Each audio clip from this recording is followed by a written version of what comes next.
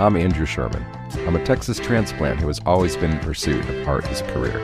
I've played in bands, pursued an acting career in Hollywood, but I found it behind the lens of a camera here in Dallas, Texas. I was born in New York, I've lived in Chicago, Los Angeles, Austin, but I love Dallas. There's a magical artistic scene in Dallas that mostly goes unnoticed to the outside world. This podcast is focused on what makes it so special and the people who make it thrive artistically. If you don't live here, and even if you do, you might not have heard of them. This is the Dallas Famous Podcast. So who you gonna be? Who you gonna be when you're all grown up? Who you gonna be? Who you gonna be when you're over us? Yeah. Stephanie Salas-Vega is a writer with her finger on the pulse. At only 26, Stephanie has already written for pretty much every publication in Dallas, and was even the editor of Central Track for almost a year before it went dark. Stephanie is proud of her Mexican-American heritage and strives to find stories about her community not usually covered. She has a unique and fresh perspective on the Dallas music scene as well, and some ideas on how to cover it better. Stephanie was an absolute delight, and I know you'll enjoy our chat. So here she is. Hello, we are here with Stephanie Salas-Vega. You're a writer, and let's just start out with the basics. You're from Dallas area? Yep, I was raised in Carrollton. Okay. What I call Barrelton, which is like South Carrollton, border, Farmers Branch, very Hispanic community that me and my friends have renamed Barrelton just to be funny. Okay. I've done the Carrollton Switch Fest a few times. It's cool over there.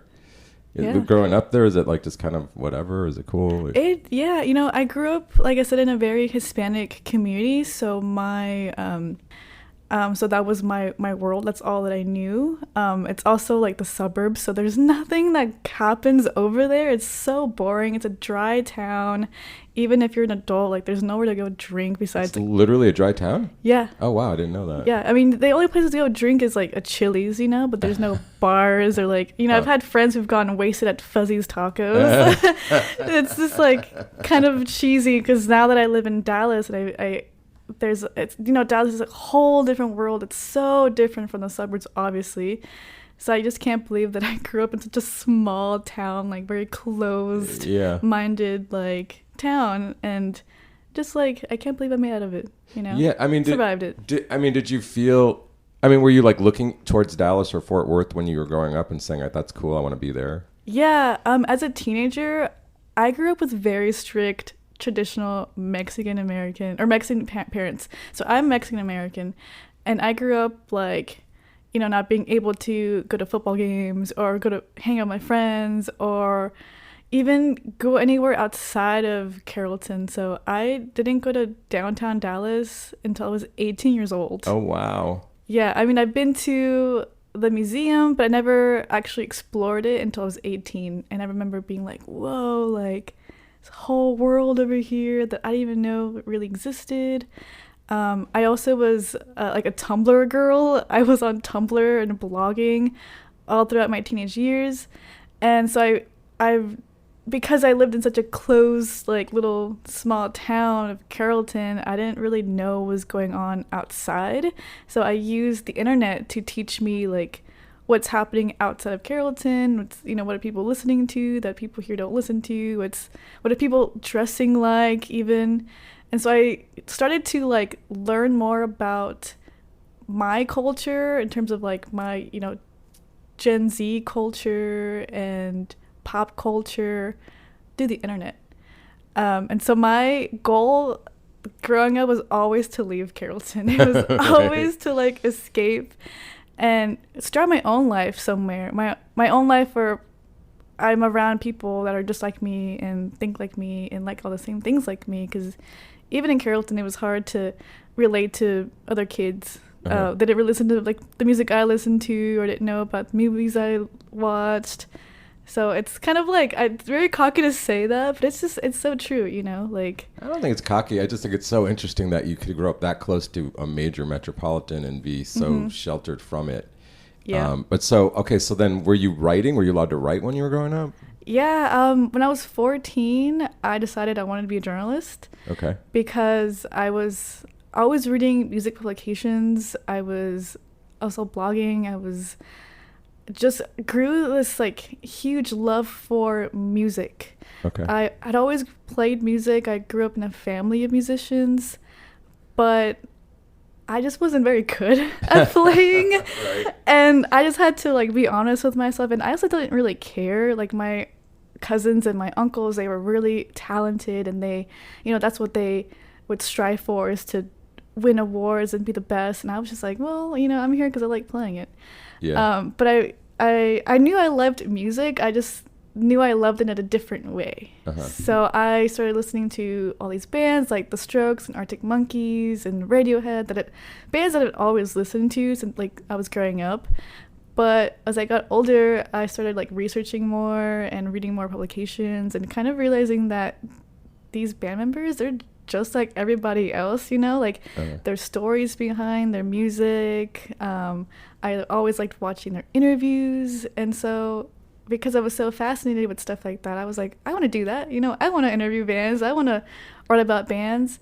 So when I was 14, I was like, I'm just going to be a journalist. That's cool. As like a joke, like I'm just going to do that. I mean, And- had you written anything before that, or just like stuff in school? No, yeah, I just like was on Tumblr and reading. In high school, I did join the newspaper, so I was an editor for the newspaper in my high school junior and senior year. Okay. So I was writing then, and I was designing a newspaper and just doing a bunch of stuff with them. And that's when I was like, okay, I really want to do this. It's really, really cool. Like, I want to do this. After high school, I took a gap year. I went to Germany. I fucked around. I did stupid stuff. And then I went to college. I went to a community college. I went to Brookhaven. And I joined the paper there. The 2-3 years that I was there, I won several awards. I wrote dozens of articles related to my campus, but also related to Dallas. At the time, it was, Trump had just became president, so there was protests and there was a bunch of chaos, so I was covering all that stuff. Wow. There was a lot of hard-hitting news, but I didn't really want to do that. I just kind of learned what I needed to do and be a good writer so that I could move on to art and culture coverage. Yeah, that's smart. Like you got your experience with that. Yeah. And then so what was your first kind of like job where you were writing like arts or music articles? Yeah, I had written a little bit in college. Like, there's art galleries and musicians on campus, but when I really got serious about it was when I graduated around 2019. It was the summer of 2019, and I got an internship at Central Track. And I had read about Central Track. I had met Pete before, who's the founder, and I just applied and I got it. So I interned that summer. I really, really liked it. I was writing things like their calendar. I was just doing that bullshit the articles that stuff. interns do. But through that, I was able to learn so much about Dallas culture in general, not just music, but food and nightlife. And I got to learn about different venues and bars and just places that everybody liked to go that I never knew existed. And then I got to cover a show. My first show I got to cover was Transit Bike. Was a bike shop and venue at night, like music venue at night, in Lower Greenville. Okay, is that still there? It actually closed. Oh, okay. So I was writing about it closing and then throwing this huge show right before they closed. So I got to write about local bands like Sub-Sahara and the Bralettes, and at the time Hall Johnson were still in Dallas.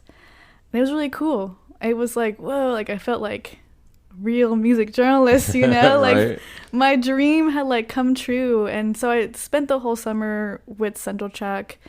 I transferred to UNT, and then a year later, the next summer, I was like, man, I really miss Central Track. I loved working with them, so I took another internship with them.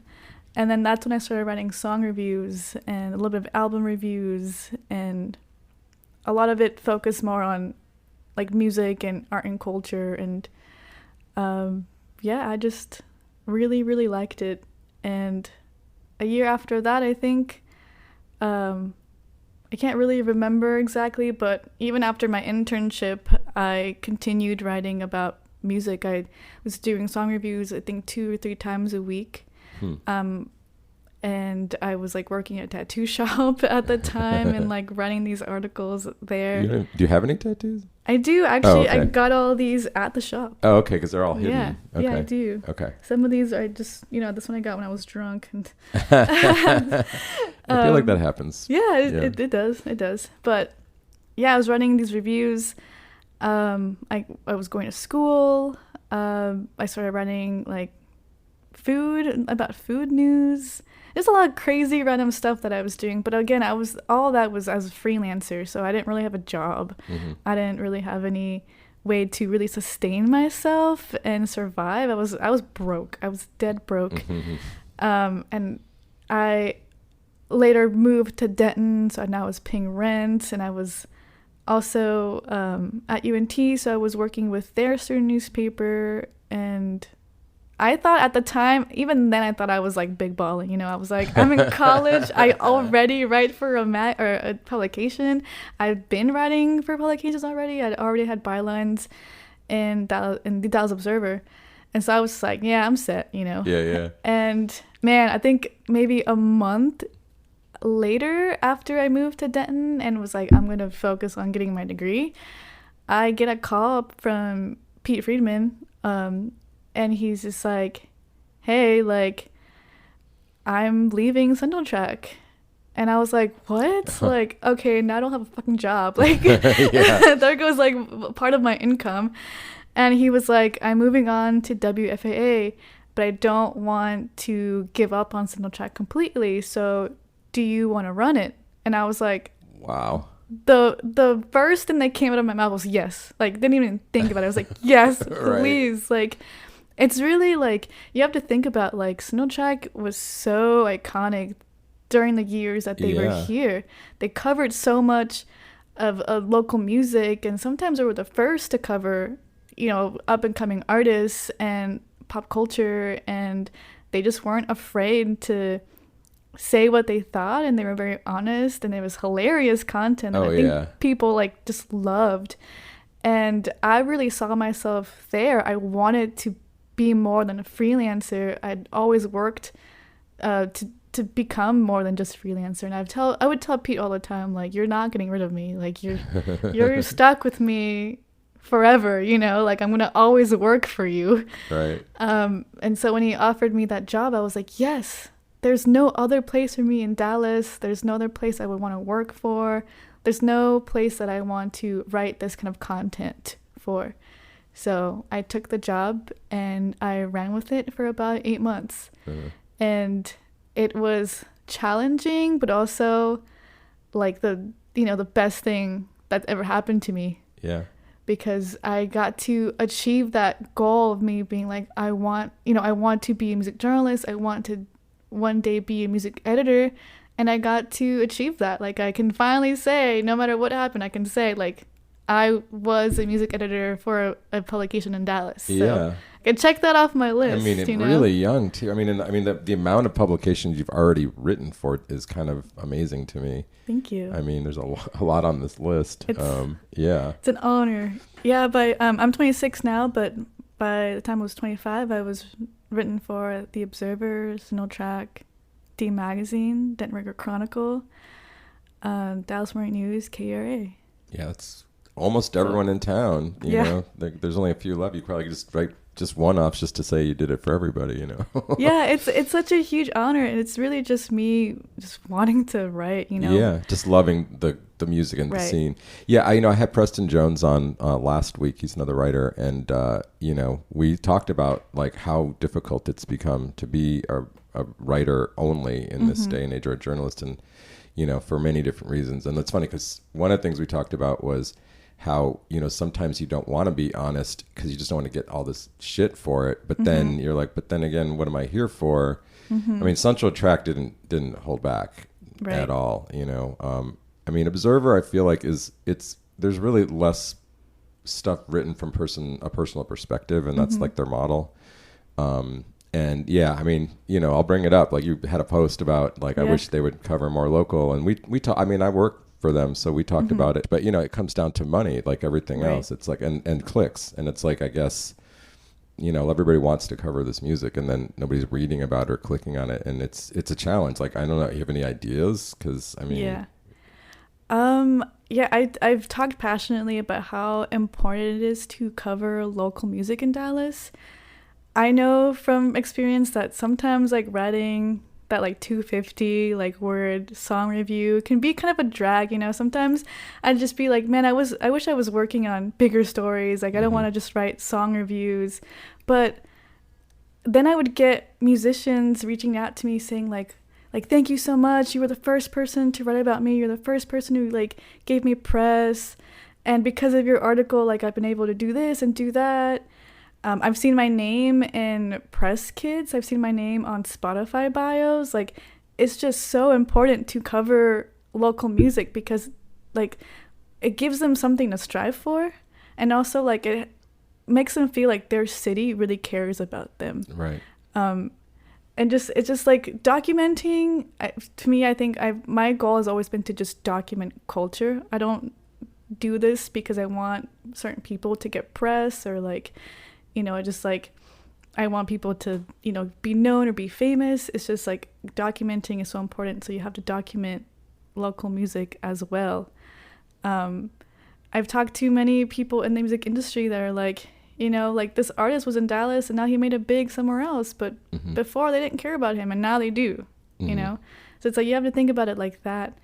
My like solutions to that, I mean, I'll be really honest. Yeah. You can get an intern to write stuff like that, Yeah. You can get anybody to write stuff like that, and like it's just that it has to happen. I think it really needs to happen. Your community is asking about it. Also, I mean, I know that the Observer talked about how nobody clicks on it, nobody cares about it, nobody wants to read it. But I didn't do that I wasn't writing music reviews for an audience like as a whole. I was writing it for the music community because they care. So that was my audience. Yeah, no, I mean, I agree with you. I mean, I shoot for more than just the Observer, and I mean, yeah, like shows that I can't make, some of the local ones, I feel bad because I'm like, who's covering it? And then sometimes I'll see Waffles did it or somebody did, and I'm like, cool, okay, somebody got it at least, because man, that's the flip side. There's like so much amazing music here. It's hard to keep up, but I mean, that's not an excuse to not cover it. It's just a fact that there's so much good stuff. There's a lot of good stuff, and there are people covering it, and I think it's amazing. I do wish that there was more, Sure. Yeah, no, I know. And it's like, well, cool, just write a blog. Well, yeah, I mean, we all have done that. That's not the answer necessarily. I mean, I guess you could get your blog up to that point, but it's hard, and it's like I'd rather do it for a publication that's already no, I'm the established. same way. I mean, I have my website. I'll post stuff there if I just want to go to a show, but it's almost like it's more important that it gets published because, again, like you said, like I used to be in bands in LA and I never got publicity, and I know what it would have meant. And so now, like anytime, even it's like there's shows sometimes that I can't cover, and I'm like, I call up a friend, I'm like, can you go get this? Right. So now, what you're writing for a couple, and you have a job too? Are you making the writing work right now? So I'm still a freelancer. Yeah. After Snowtrack, I went back to freelancing, and so I write for the Dallas Morning News and KRA. They actually have a partnership together called Arts Access. Okay. So I technically write for Arts Access and Dallas Morning News. Arts Access is super cool because they just launched a couple months ago. I think maybe like in September.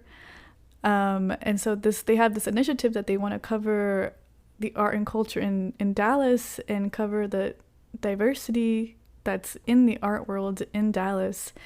And what I like most about it is that it's free. There's no paywall. So like people can read these articles without, having to pay. Well, that's nice. Whatever like they charge at the Dallas Morning News. So I've been writing for those two publications, and I've been writing about stuff that I've actually been wanting to write about since my Sonotrack days and just never got to it.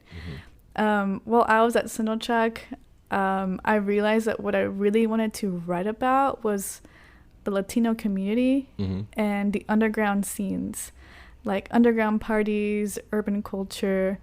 So at the Dallas Morning News, I wrote about the Dallas Lowriders, which is the lowriders club in Dallas that's been around since the 70s.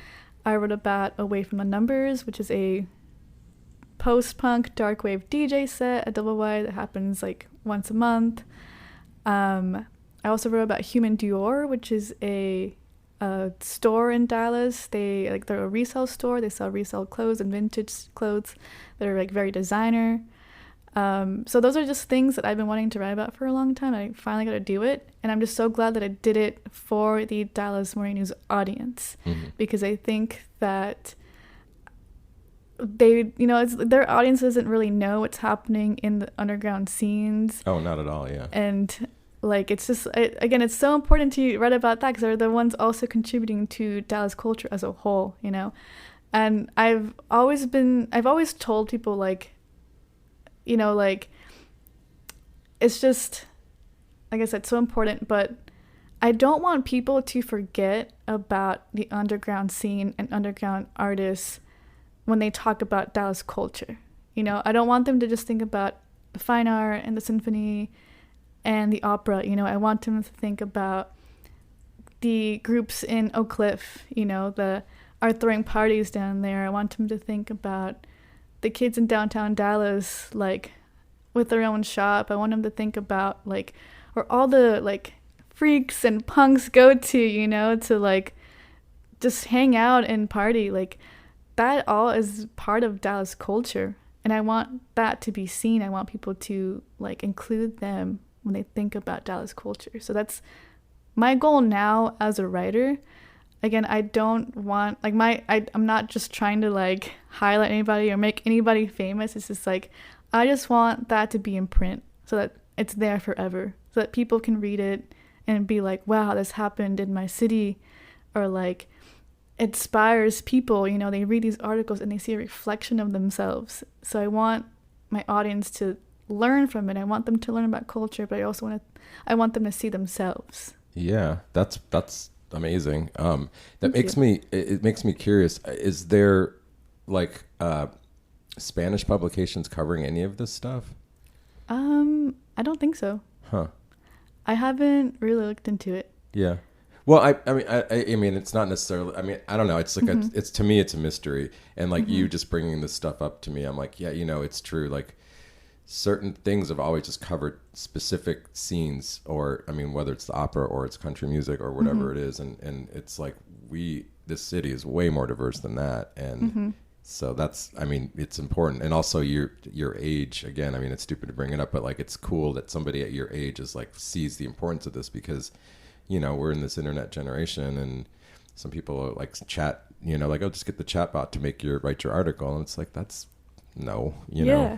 A lot of the subjects that I've written about are Latinos, and they're also young, they're young artists.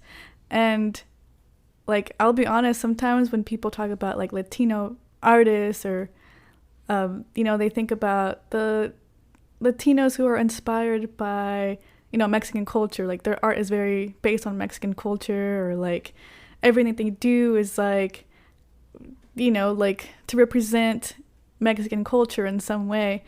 And it doesn't have to be that way, like, there are Latino artists who don't just focus on their culture. I think it's cool, but I think, like, it's not just like, oh, they're Mexican and they're making Mexican art. It's like, sure, there are Mexican kids that are here, they're making their own type of art. It's not necessarily Mexican, but they're Hispanic, and they should receive coverage too. Yeah, that's an important distinction, actually.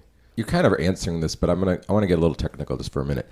So you're sort of in a place now where you're not so much taking assignments as you're just picking your stories. Is that kind of accurate? Yeah, I think most of my assignments they're all my pitches. Okay. And so, like, what's your process? Like, you come up, like, maybe you see something when you're out, or you, like, how do you do it? I get asked that question all the time, even from my editors, because they're always, like, so, like, surprised at how I find these crazy stories that they find, like, whoa, we never knew that this was happening. How did you find out about this? Yeah. And it's really just, like, I always tell them the same thing, like, because I go outside, you know. I go outside and I go to events. I network with people. Social media is a great tool. I follow a bunch of artists, a lot of people in the music scene. I take notice of what they do, what they're doing. I notice, like, you know, sometimes I'll see the same people. I see different people sharing the same post or the same event. So then I go to it. I just kind of just vibe, you know. I go over there and I network. I take everything in. I, you know, take notes, and I'm like, okay, this person's a DJ. They DJ these events. Or this person's an artist. They go to these type of events. And I just kind of, like, keep tabs on people. Like, it sounds really creepy, but I do. Like, I don't know if it sounds creepy. I'll meet somebody that I think is doing something really, really cool, and I'll just, like, you know, keep them, you know, on the side. And I'm like, okay, I'm just going to watch what you're doing. And then maybe it turns into a story, maybe not, you know. You'll never know. Sometimes it takes me a while to find them, but I don't rely on press releases. I apologize to publicists out there. I don't really want any, like, press releases. I get it. Like, I don't care for it, you know. Yeah, you don't want their version of the story. You want to have your take on it. I like finding it on my own because I think it's just so organic that way, and I like that. I like looking for my own stories, and once I find a pitch or an article, once I find a pitch, I don't want anybody else to take it. Like, I want to be the one who does it, you know. Like, I think it just is more meaningful to the subject when they know that I wrote it, because they know that I'm somebody who has supported the scene, who does come out to events, who, you know, shows their face and doesn't just, like, writes these articles and, like, okay, thanks, bye, like, never seeing you again.